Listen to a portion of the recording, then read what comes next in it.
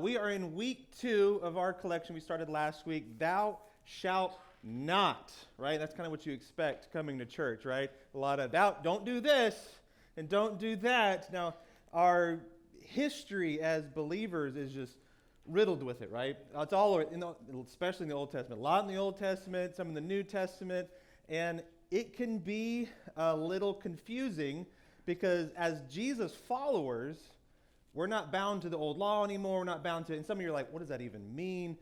Go back and listen to last week. It's on YouTube. Check that out. I get a little more in depth with it. Jesus made a new announcement, a new covenant before he left earth and led us to do what we're going to do here. And in that process, some of the Jewish people, some of the Pharisees that saw Jesus walking around after he had been dead for a long time, long enough to stay dead, right? And when they saw that, they were like, oops, we were wrong, okay? We're sorry. How did we miss the Messiah when we had all the scrolls and everything and all the information? They went back to try to figure out how did we miss it. And they found some prophecies where it talked about the Messiah being beaten and killed. And they're like, ooh, we messed up, okay? And so they're coming back, and now they are followers of Jesus, and they've actually joined the ranks. Now, any good, Bible thumper, it wasn't a Bible at the time, scroll thumper, anybody good, what they would do is they would go back and like, okay, obviously we found where the Messiah was prophesied. We got it wrong, but thankfully, regardless of our mistakes, amen, right? Regardless of our mistakes, he still loved us, and he still did what he's going to do, right? And then they're going, okay, let's look more into this. How? And so they find the origins of Jesus, and that's the fact that he came from Jewish origins. And so they thought, well, if he's Jewish, then we have to do the Jewish things, right? That's all we know how to do. Otherwise, what is this, the Wild West? How are we going to handle this? And so some of the Judaizers, well-meaning, spent some time and researched the ancient text and tried to bring the old into the new. Not that the old was bad, and not that the new negates the old. It's bigger than that.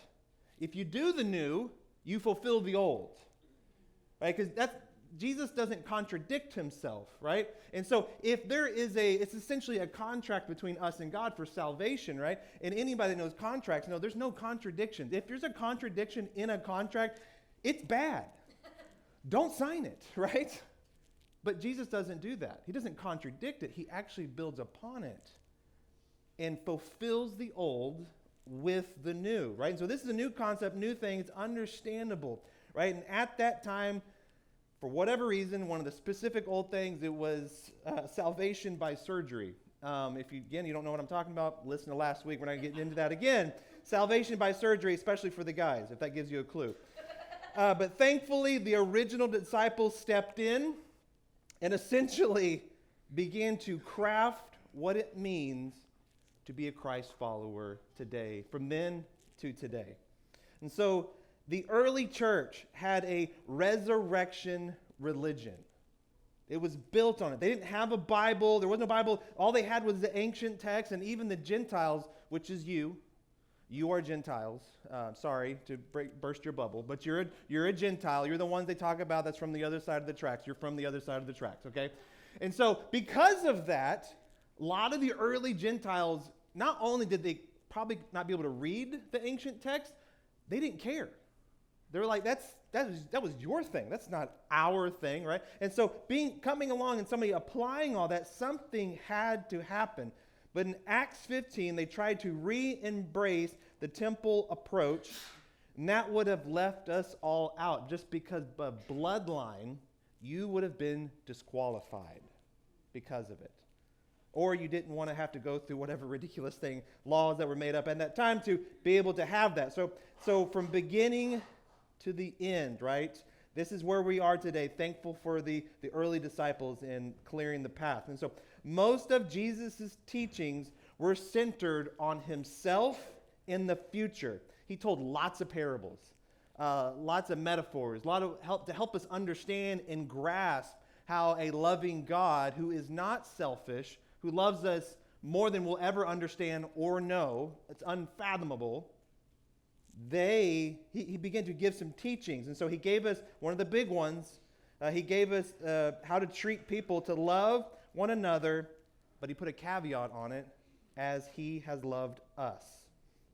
So Jesus left us with the disciples with all sorts of odd assortment of commands. The disciples heard them. They heard them, but it wasn't until after they really applied them. Because a lot of things that he talked about and said, he's like, man, that would be awesome if everybody treated each other that way, but we've never seen it before. And we don't know if it's possible. And he's just like, maybe he's just a really good guy that's very hopeful. It's very hopeful teachings. Awesome. And that's kind of how they viewed it.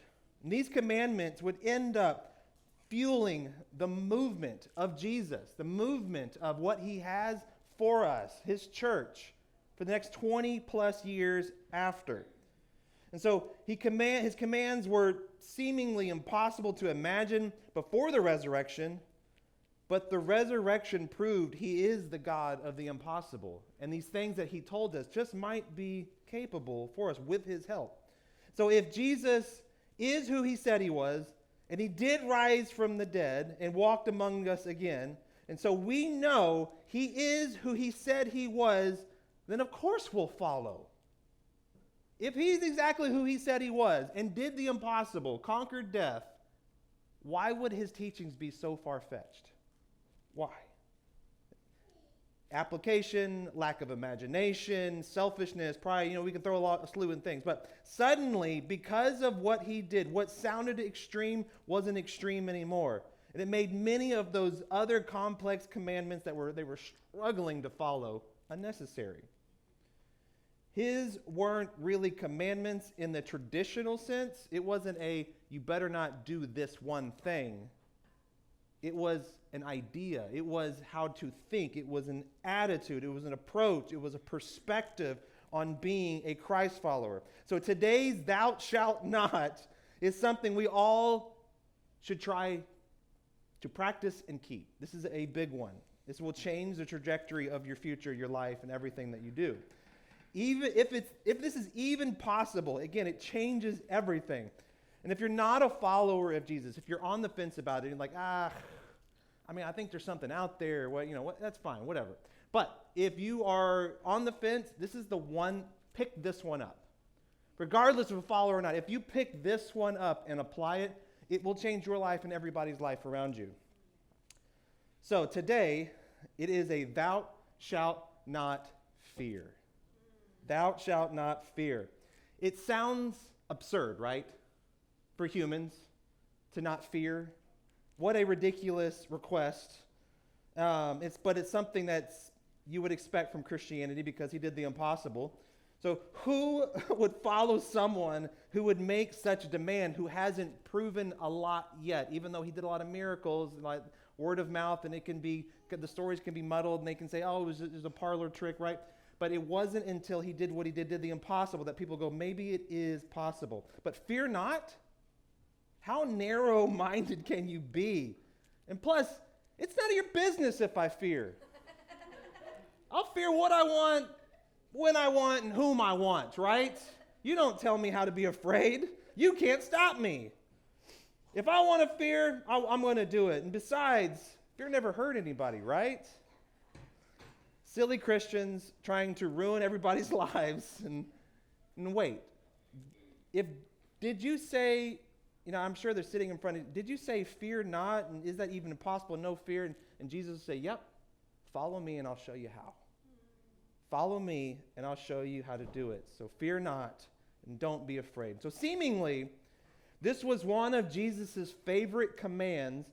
And just imagine living a life without fear.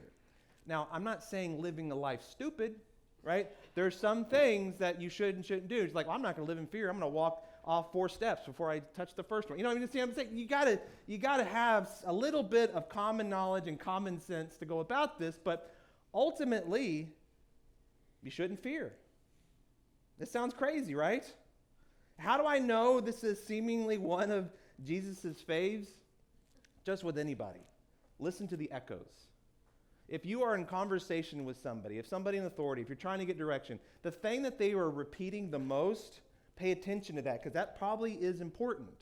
Right? I do that with my kids, getting ready in the mornings. Like, don't forget this, don't forget that, don't forget this. Brush your teeth, brush your teeth, brush your teeth, brush your teeth. Every day I have told my kids multiple times, brush your teeth, brush your teeth, brush your teeth. I hope one day I'm just echoing in their brain, brush your teeth, brush your teeth, brush your teeth, right? Jesus is essentially doing the same thing. He's saying, don't be afraid. Fear not. Fear not. Don't be afraid of that. Live in freedom. Don't be afraid of that. He says it over and over and over again. So listen for the echoes. That's just a lesson in life that you should probably apply, especially if you're married. Listen to the echoes. Okay, included in the invitation to follow Jesus, he's repeating, right? And we're focusing on that. Does anybody else make that offer to us? Not a person in history, unless a human might be trying to manipulate, right? Don't be afraid. Trust me, right? But Jesus, it's different.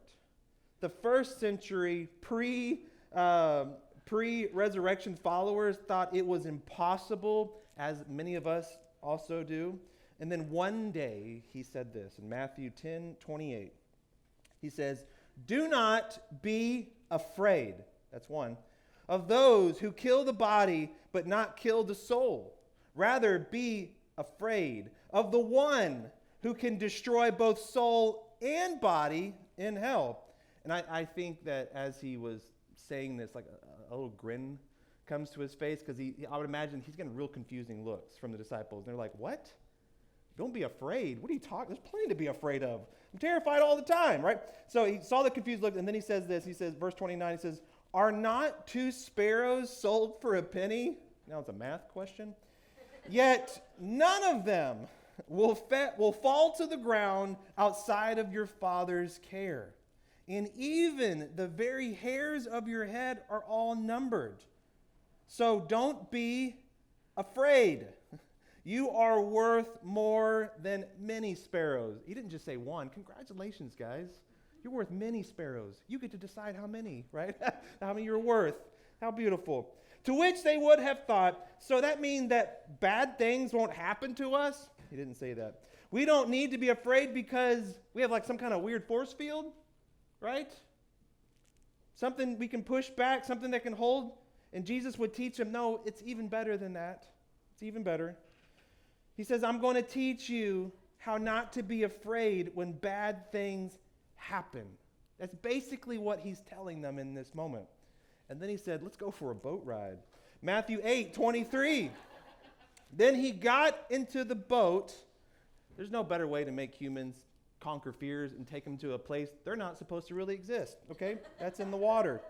You can visit, but you don't live there. Then they got into a boat, and his disciples followed him. Suddenly, a furious storm came up on the lake, so the waves swept over the boat. I've been in a boat. When waves come over, it's terrifying, let me tell you. Again, we don't live there.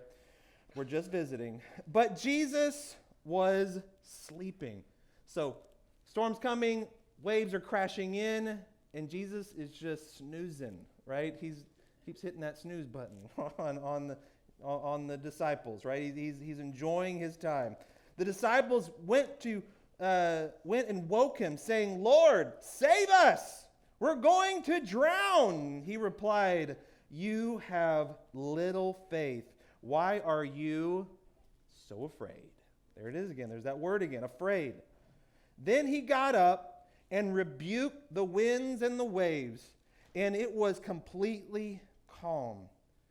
The men were amazed and asked, "What kind of man is this? Even the winds and the waves obey him." The only answer to that question is superhuman, right? If somebody can stand up and rebuke the wind and the waves and they stop, that's a superhero. That is someone that is beyond humanity, has figured something out or knows something more than you know, right? And they feared, a great fear of what was going to happen, but in their latter fears, right, was greater than their former fear. Their latter fears were greater than their former fear. So, which Jesus, at some point, he's trying to make a point. He's trying to prepare them. There's a lot of, you see through Scripture, where Jesus is preparing them for something. He said, hey, don't be afraid, because something's going to come, and you think wind and waves are bad. Just you wait. So if you can't conquer this, you're not going to be able to conquer what's ahead of you. But the beauty is he's with you. Matthew 14, we continue on. In verse 22, it says, immediately Jesus made the disciples get into a boat, again, right? And go ahead of him. This is another boat moment. Remember, take them out where they don't belong, and that's the most uncomfortable. He says, go ahead of him. He just got done teaching. He's like, hey, guys, you go ahead. Little did they know he had a plan all along. While he dismissed the crowd, go on, take the boat and go. And so he's not with them at this time. So after he had dismissed them, he went up on a mountainside by himself to pray. Later that night, he was there alone, and the boat was already a considerable distance from land, buffeted by the waves, because the wind was against them. And shortly before dawn, Jesus went out to them, walking on the lake. And when the disciples saw him walking on the lake, they were terrified. It's a ghost, is what they said, and cried out in fear. But Jesus immediately said to them, you fail. No.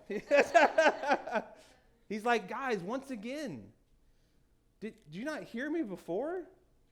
I said, don't be afraid. Because of the moment, and I would imagine it's not even passing through their minds.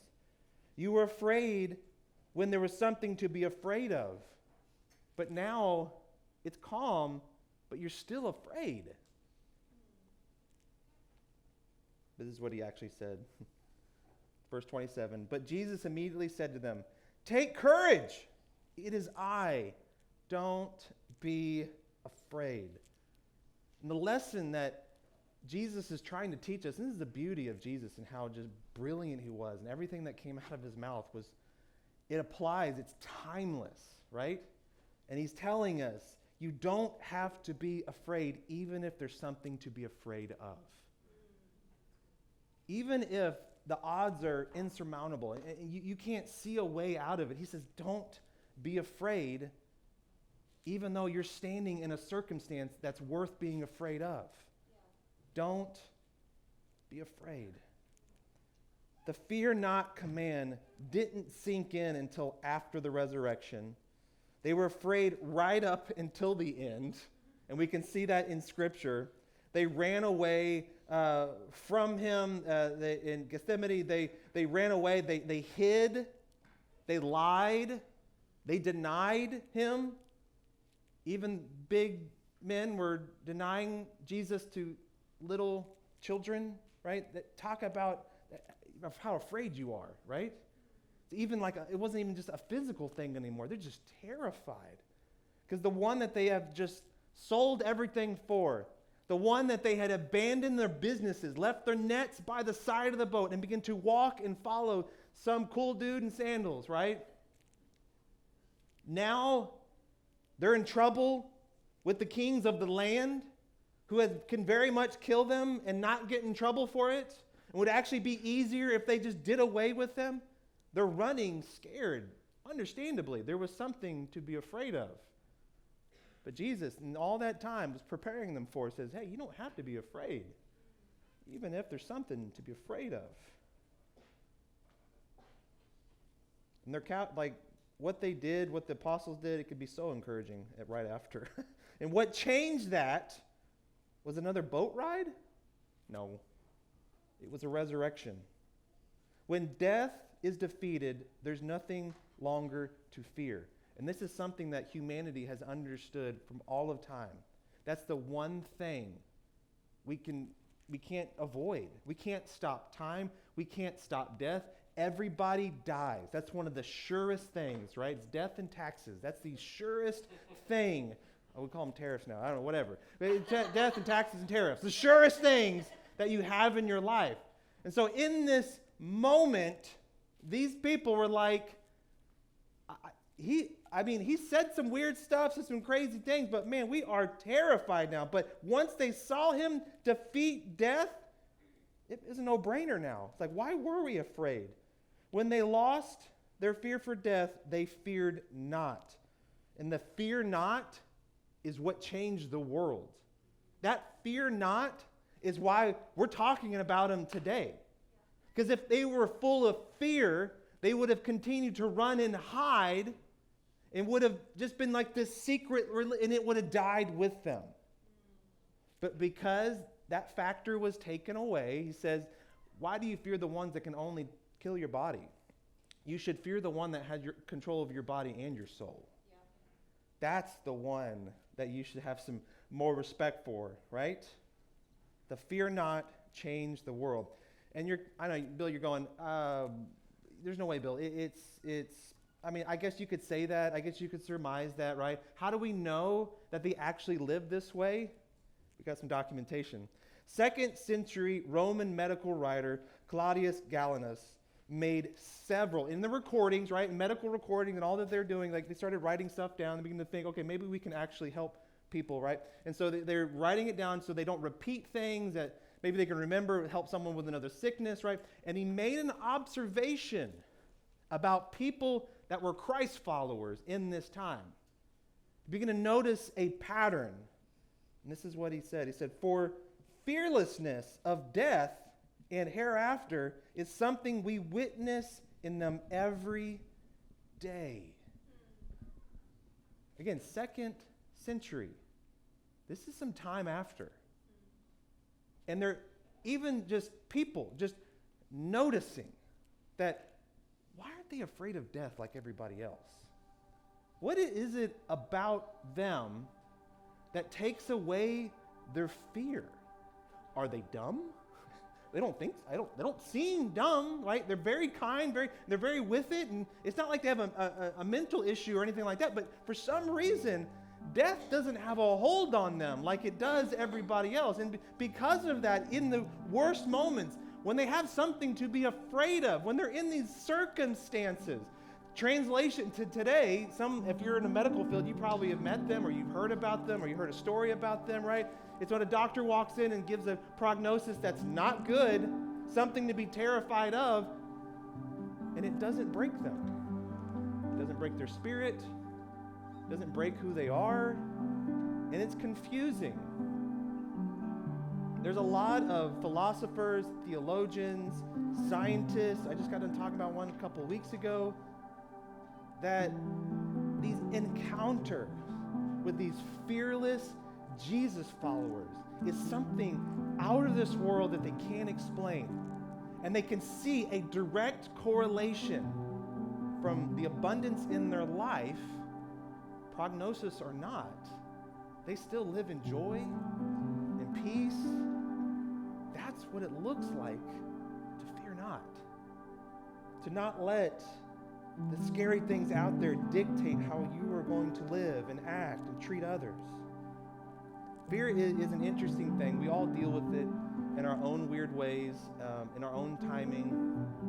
As a parent, you get to see it, firsthand, right? Because as a child is growing up, there's going to be things that they're going to be afraid of, and they should be afraid of some things, right? Because they don't get hurt. But there's some scenarios where there is the illusion of fear, and you try to teach them and guide them and say, you don't have to be afraid. So when we were, as 8 years ago, we went to a theme park. And Gage was now getting of the age where he was tall enough to ride some rides, right? And he could hear the screaming and the whooping and the hollering that's coming from these roller coasters. And he's going, those look really fun. I want to do that, Dad. And I said, are you sure? Are you sure you want to do that? Like, we're going to start that now. Okay, here we go, right? And he's about, 5, 6, somewhere in there. He's, yeah, I want to do it. And I was like, okay, well, let's go, right? And so we split off from Mom. Mom doesn't really do roller coasters. And so we split off from Mom, and we're walking up. And as we're walking up, I can't remember the name of it, but it was one of those ones that's the drop and the water and the splash, splash. Well, it wasn't, we were somewhere else. But anyways, we couldn't afford that place at that time. More local. I think there were fish involved. Maybe you can use your imagination on it. So as we're walking up to the ride, I noticed that Gage is holding my hand, and he's squeezing a little harder and a little harder, and his steps are getting a little shorter and a little shorter, and he's starting to drag a little bit as he's walking up and seeing how tall it really is and how fast it really goes. And I witnessed the fear kind of just overcome him. And now he doesn't want to do it anymore. He's like, I don't want to do this. I don't want to do this. I changed my mind. I was like, what? Don't be afraid. I found myself making the same statements. It's okay. I got you. Don't be afraid of this. Don't be afraid. And I convinced him. We got on the ride, and I'm telling him, son, I've done these so many times. I've been on, sure, there's always a possibility of something, because that's how his brain works. It's always, if there's a possibility, it can happen, right? So he's doing the math, he's adding it up, right? And he goes, it's possible. I said, yeah, but I've done more than I can count, been on these rides. And do I look okay? I mean, given, but do I look okay? And he goes, yeah, you seem healthy. I was like, okay, I got you. I've gone before you. I've done this thing before. I know it can be scary, but that's a part of the excitement a little bit, right? It's a little exhilarating to get on the edge of life, go faster than you were supposed to go, to try new things that you were never meant to really do as a human. Get in water, right? We're not meant to live in water, and then we're having fun in water. We're doing things. And he did the ride, and of course, as you know, he wanted to do more and more and more and go over and over and over again. He got over that fear. That is a simple one, right? Because I can vouch for that. I can say I've been there and I've done that. Different, but essentially the same. And you probably have heard me tell this story before, so bear with me for the others. My father, when he was dying, he died of cancer in 2007, battled it for like 2.5 years. He had some rare thing that they tried to figure it out, and they gave him as long as he could, and he ended up dying. And that's really sad and all that. But in that process, we've grown up believers in our home, and as it would make sense, my dad is terrified. He doesn't want to die. It's too early. He died when he was 48. I was just leaving college. I was getting married, and I have 2 older brothers, and they're starting to have kids and getting married to all that kind of stuff. And he's like, it's too early. I don't want to go. He's so afraid to die. And so he started reaching out, trying everything that he could, and getting into some bendable gospel, right? To try to, maybe this will work, plug this in, say this prayer, do this thing, read this book. And he was so desperate, and I get it, and I don't blame him for that. But at the time, I had the opportunity to have the education that I had to understand the Bible and theology and God on a whole new level. And it really revolutionized my life and why I'm here today. I'm doing this. And I got this moment where I got to sit down with my dad. God, this is really hard. I'm sorry if I cry. I sat down with my dad, and we're talking about this. And I'm like, Dad, you don't have to be afraid. It's okay. Because Jesus already did it. He did the thing that needs to be done. So you don't have to be afraid of death anymore. You're going to live on. Yeah, we're going to miss you. Of course we're going to miss you. But we'll be okay. You've trained us. You've done the best you can, the best of the Father you can be for us, and I thank you for that. But you don't have to be afraid of death. It might feel like the ending, but it's only the beginning of our existence with our Creator. So I got this moment to tell my dad, Jesus, and he knew this, but he just needed to be reminded. The promise hasn't changed. He still says to not be afraid. You've lived your life for him. Now let him do for you what he meant to do for you, and live without fear. Not even death could be feared anymore. Death had lost its sting. And I saw this look in my dad's eyes, and it was surreal. I saw the sting go away. It was like a sigh of relief. It's like, okay.